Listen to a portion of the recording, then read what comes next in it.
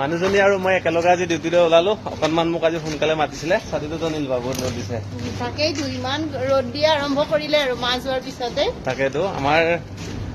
একেলগে ডিউটিত যোৱা আজি বহুত দিনৰ মূৰত হ'ল এনেকে ভাল লাগে মানে একে সময়তে দুইজনৰে একে খোৱা সময়তে লোৱাখিনি গৈ মিলাই একে সময়তে আহি মানে একেলগে খাব পাৰিলে বেছি ভাল লাগে মানে অকণমান বেছিকে খাব পাৰি অকলে অকলে খাবলৈ মন নাযায় একদম ঠিক কথা আমাৰ এতিয়া দুপৰীয়া অসমত থাকিলে চাহ খোৱাৰ সময় এইটো ন তথাপি আমি মানে যিহেতু ডিউটি জইন কৰাৰ পিছত এনেকুৱা হৈ যায় সৰুতে আমি 5-6 বাৰলৈকে ভাত খাইছিলো 5-6 বাৰলৈকে মানে খোৱা বস্তুবোৰ খাইছিলো কিন্তু এতিয়া কৰ্মব্যস্ততাৰ বাবে আমি এতিয়া মানে দিনটোত দুবাৰহে খাওঁ ন বাকী কফি চাহ সেইবিলাকেৰে দিনটো কটাই দিয়া হয় আৰু এনেদৰে লাইফটো চলে যেতিয়াৰ পৰা মানে আমি ইনকাম কৰিবলৈ লৈছো বা আমি জীৱনৰ লগত সংঘৰ্ষ কৰিবলৈ শিকিছো তেতিয়াৰ পৰা খোৱা বোৱাবিলাক কমি গৈছে কিন্তু কৰ্মব্যস্ততা বাঢ়ি গৈছে তাকেইতো এনেকুৱা সকলোৰে ক্ষেত্ৰতে হয় নহয় জানো আপোনালোকৰ ক্ষেত্ৰতো হয়নে এবাৰ কমেণ্টত